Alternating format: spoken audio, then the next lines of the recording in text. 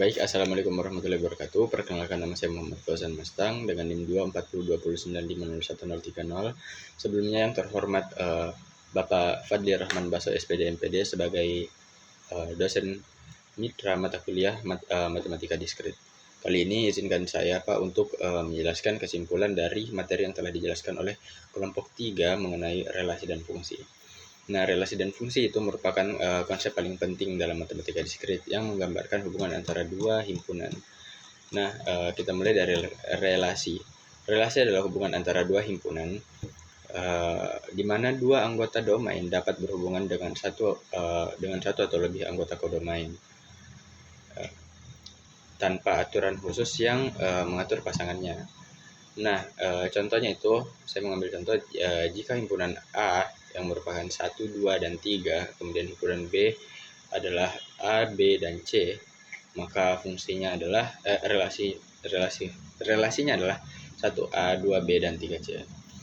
Nah, kita lanjut ke jenis-jenis relasi. Nah, jenis-jenis relasi itu terbagi menjadi 4. Yang pertama itu relasi refleksif, yang dimana salah satu jenis relasi yang memiliki sifat khusus dalam konteks teori himpunan dan matematika diskrit. Nah, suatu relasi R pada himpunan A dikatakan refleksif jika setiap elemen yang terdapat dalam himpunan A itu berhubungan dengan dirinya sendiri. Nah, contohnya itu seperti pada kertas. Nah, di situ artinya untuk setiap elemen A yang ada dalam himpunan A, pasangan berterurut AA harus termasuk dalam relasi R. Kita lanjut ke jenis relasi yang kedua, yaitu relasi simetris. Nah, relasi simetris adalah jenis relasi yang memiliki sifat khusus dalam teori himpunan dan matematika diskrit. Nah, suatu relasi R pada himpunan A dikatakan simetris jika untuk setiap pasangan AB yang termasuk dalam relasi R, pasangan BA juga harus termasuk dalam relasi R. Nah, kita lanjut ke yang ketiga, yaitu relasi antisimetris. Relasi antisimetris adalah jenis relasi yang memiliki sifat khusus dalam teori himpunan dan matematika diskrit juga. Suatu relasi R pada himpunan A dikatakan antisimetris jika untuk setiap pasangan AB dan BA yang termasuk dalam relasi R, maka A harus sama dengan B. Dalam notasi formalnya bisa kita lihat di situ.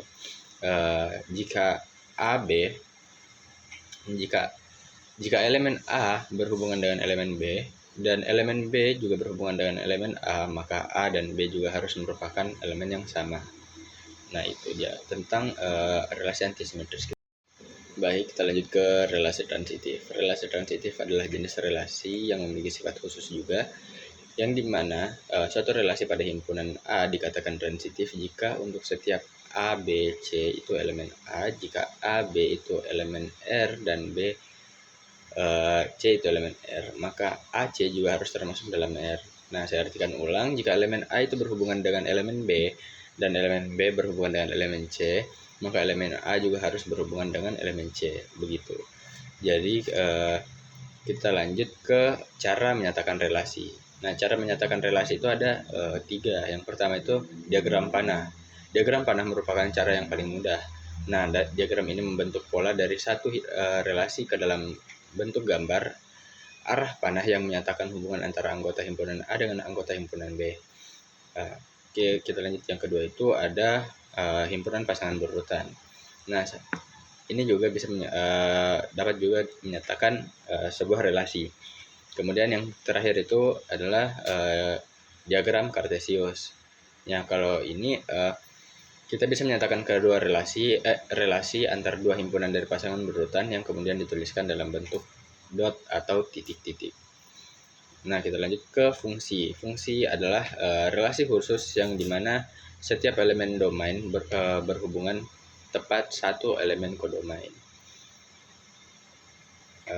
Notasi fungsinya itu bisa dikatakan fungsi biasanya dinyatakan dengan notasi fx, di mana x adalah elemen dari domain. Misal kita memiliki fungsi f a b, maka untuk setiap x elemen a, fx adalah elemen yang berhubungan dengan x di himpunan b. Nah, jenis-jenis dari syarat dari fungsi itu ada 2. Yang pertama itu semua anggota domain harus memiliki pasangan. tidak boleh ada anggota domain yang tidak berpasangan, artinya seluruh anggota domain harus memiliki pasangan. Nah, yang kedua itu tidak boleh ada anggota domain yang berpasangan lebih dari satu atau bisa dikatakan bercabang. Maka dia tidak bisa dikatakan sebagai fungsi. Nah, kita lanjut ke jenis-jenis fungsi. Jenis-jenis fungsi di sini terbagi menjadi 10. Nah, yang pertama itu fungsi injektif atau fungsi satu-satu. Setiap elemen di kodomain memiliki paling banyak satu elemen di domain yang berhubungan dengannya. Sifat penting dari fungsi injektif adalah bahwa komposisi dua fungsi injektif juga injektif. Dan jika sebuah fungsi injektif memiliki inverse, fungsi tersebut juga akan tetap injektif. Nah, yang kedua itu fungsi onto atau surjektif. Setiap elemen kodomain setidaknya memiliki satu elemen yang berhubungan dengannya.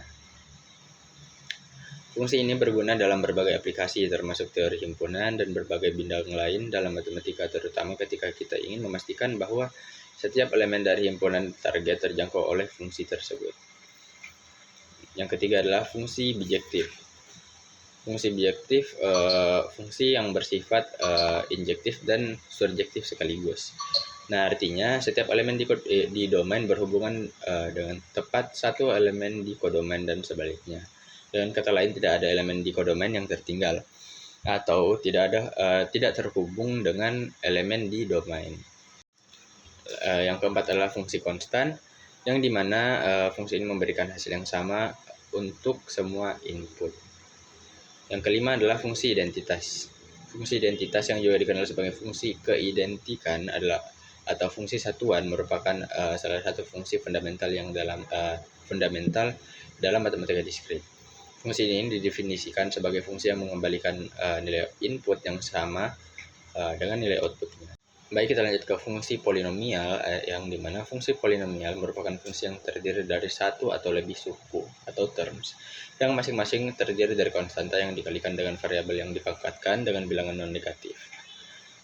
Nah, yang selanjutnya yang ketujuh itu fungsi aritmatika, yang melibatkan operasi dasar matematika. Fungsi ini melibatkan seperti penjumlahan, pengurangan, perkalian, dan pembagian. Dalam matematika diskrit, fungsi aritmatika bekerja dengan domain bilangan bulat atau bilangan rasional dan menghasilkan output berupa bilangan. Nah, yang ke-8 itu fungsi logika. Fungsi logika itu bekerja dengan nilai kebenaran atau boolean. Nah, kemudian menghasilkan output yang berupa nilai kebenaran juga. Nilai kebenaran ini biasanya dipresentasikan sebagai true atau satu dan salah, false atau nol. Fungsi logika menjadi dasar untuk dalam percabangan sirkuit digital, komputasi, dan pemrosesan informasi. Kemudian yang ke-9 adalah fungsi diskrit, yang dimana domain dan kodomainnya merupakan himpunan diskrit atau terpisah-pisah. Nah, berbeda dengan fungsi kontinu yang memiliki domain berupa interval bilangan real, fungsi diskrit bekerja dengan nilai-nilai yang terpisah atau terhitung. Kemudian yang terakhir adalah fungsi terbatas, yang dimana memiliki batas atas dan batas bawah pada range output.